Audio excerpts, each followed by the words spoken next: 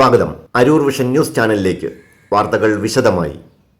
എരമല്ലൂരിൽ ലോറിക്ക് പിന്നിൽ കാറിടിച്ച് 3 പേർക്ക് പരിക്ക്. ഒരാളുടെ നില ഗുരുതരം. വിശദമായ വാർത്തകൾ.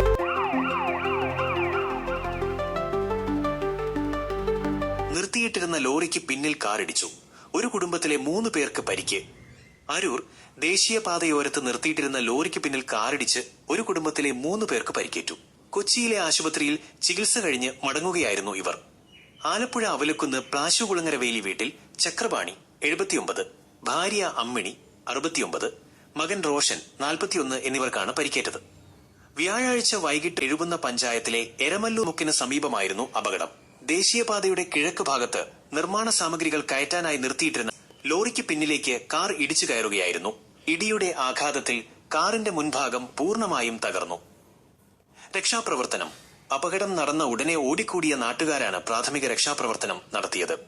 തുടർന്ന് അരൂരിൽ നിന്നും അഗ്നിരക്ഷാസേനയും പോലീസും സ്ഥലത്തെത്തി. എഴുകുന്ന പഞ്ചായത്തിന്റെ ആംബുലൻസിലാണ് പരിക്കേറ്റവരെ ആശുപത്രിയിലെത്തിച്ചത്.